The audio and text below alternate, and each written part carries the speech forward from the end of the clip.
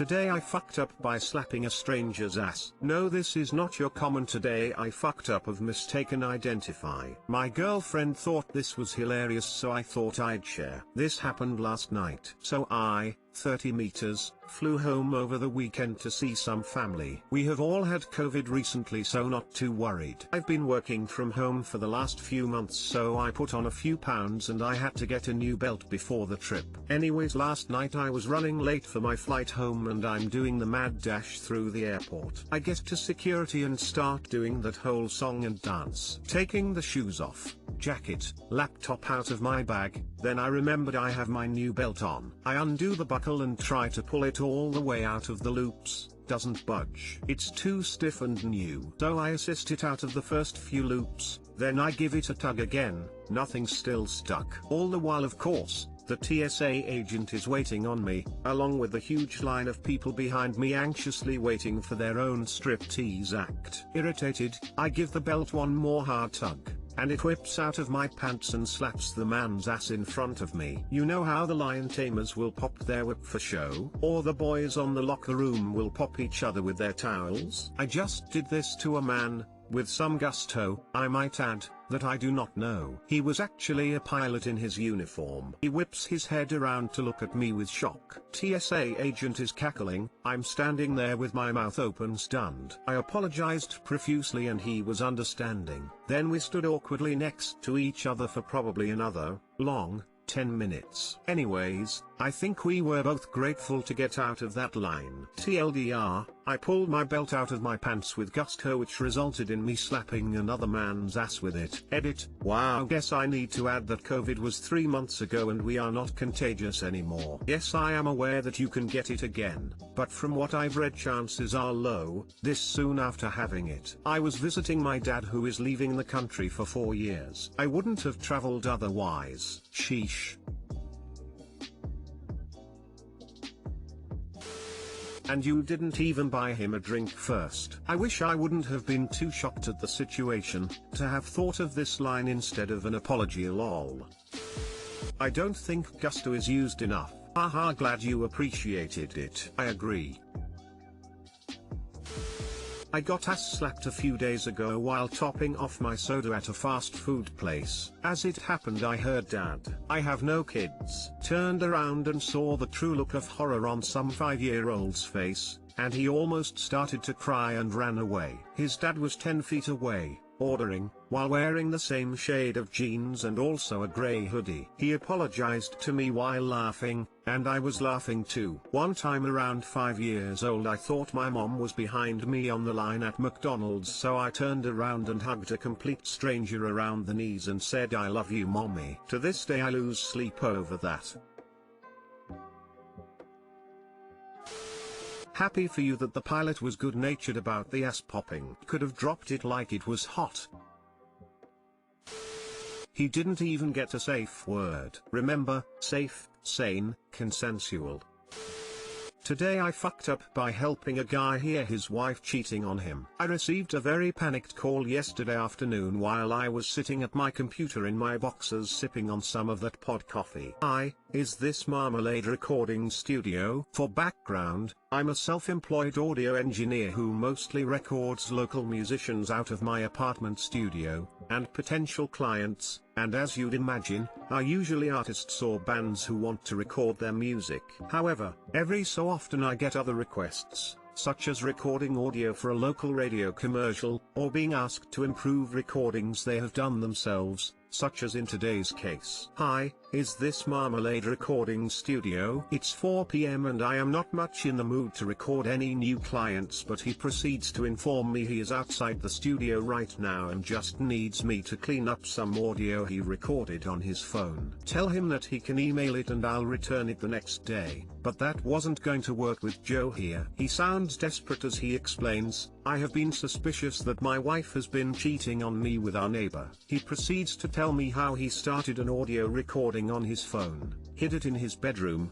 and left for work. When he returned later, the phone had recorded nearly 6 hours of audio. He got back in his car and sat in his driveway for a minute, composing and preparing himself, connected his phone to Bluetooth and began playing this recording, while driving around aimlessly. He says he thinks he is hearing his wife moan and potentially a male voice is in there as well and needs to the audio improved so he can be sure. He lives 2 hours south of me and said he got off the freeway and googled recording studio and I was the first one that popped up. Geez, I can't say no. I tell him to stay, I'll come meet him outside and we'll get this audio cleaned up a bit. Joe here seems like a good enough guy, though very emotionally distraught. I'm filling up a glass of water for him before we sit at the computer. He's just giving that stare at the wall, that mindless stare, and I lead him into the studio room. He airdrops me the audio file, and sure enough it's 6 hours long. My immediate thought is I'll clean up the audio and I'll see in the waveform where it gets louder. He is just sitting there in disbelief. A few minutes later,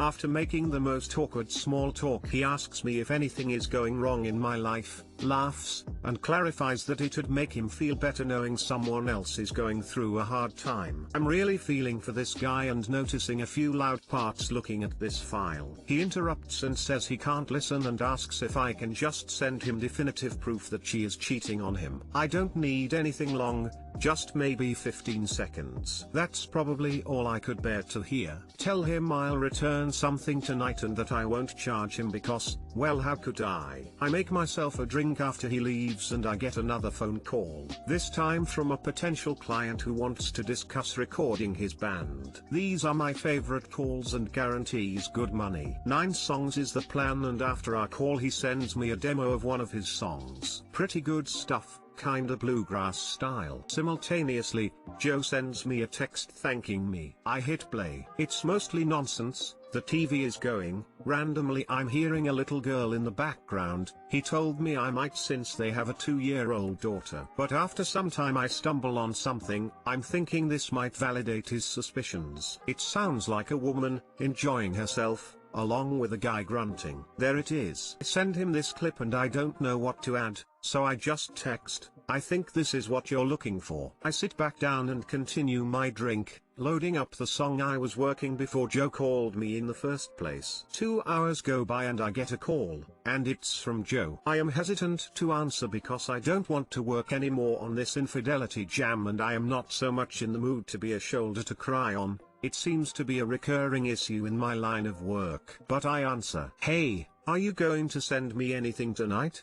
He asks. I'm a bit confused and tell him I texted him a while ago. He checks his phone and says he didn't get anything from me. My heart sinks. I know I sent that audio to someone. I tell Joe I'll send it right over. I'm dying to get off the phone to figure out who received a 15 seconds audio clip of screaming infidelities. Damn it. I sent it to the bluegrass guy. This guy sends me a cool demo and I replied with sex sounds. I decide I should probably follow up that text and I write to him saying whoops, wrong person, and I am just laughing my ass off, thinking that might smooth things over. I proceed to send the audio over to Joe. Then I remember Joe is likely going to be crying himself to sleep tonight. Bluegrass guy never responded and Joe wrote back 10 minutes later saying thanks. TL, doctor, a bummed out dude secretly recorded his wife banging another guy and asked me to clean up the audio and send him a short clip from the recording. I accidentally sent that recording to a potential client who never responded after I said whoops, wrong person. Did the bluegrass guy ever get back to you? Or was that the end of that? I'm gonna send him a follow-up message today so hopefully it works out. I feel bad for the guy getting cheated on, but the way you kept bringing up drinks throughout the story was funny. If you want that client, expand on that text and tell him the story. You are helping someone out a lot and I'm sure it would make sense how they got the wrong text. Good call. I bet the bluegrass musician could write a good, obviously sad, song about it as well. Plot twist, the bluegrass guy is the one banging Joe's wife. He hasn't responded because he's absolutely shook how this audio guy he contacted knows about him and Joe's wife. The definition of today I fucked up. Today I fucked up. I once loudly blurted out "MMMMEEEERRRRYY Christmas."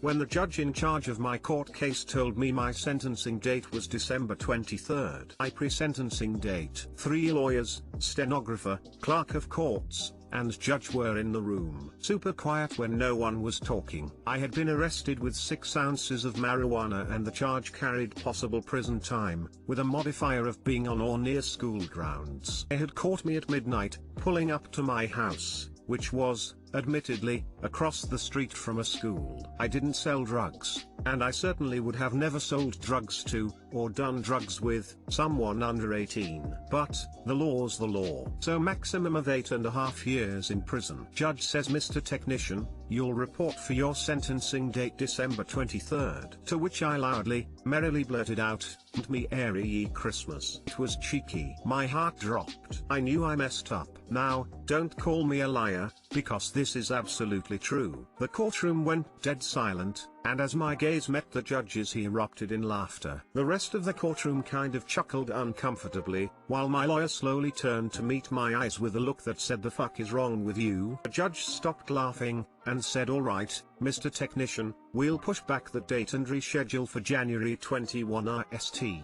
Too long didn't read, my stupid filter shut off and I almost sent myself to prison." Edit, this was not actually today, sorry for the confusion. Ha ha ha ha, mine was so eventful but pretty lucky. I got caught drinking at HS. Not actually drinking but a little tipsy. I was 17 and 6 months before I turned 18. Cops arrested me for minor in possession and within 1,000 feet of a school. My appointment with the juvenile court counselor was set for 2 months before my birthday. About a week before my date he rescheduled to a week after my birthday. When I told him, "Do I have to bring my parents cause I'll be an adult by then?" all I heard was "son of a bitch." Well, consider this a birthday present. All charges dropped. Found out that since the MIP before my 18th birthday, it would have been sealed anyway. Yeah, I'd have been terrified throughout that whole ordeal. Ha ha ha, I certainly was during mine. Sinks your whole spirit. Bro, court is so solemn and boring. You probably made the judge's week lol. I bet he told his family that story. You know, I been telling this story for years and that honest to God never occurred to me. Ha ha ha, thanks, buddy.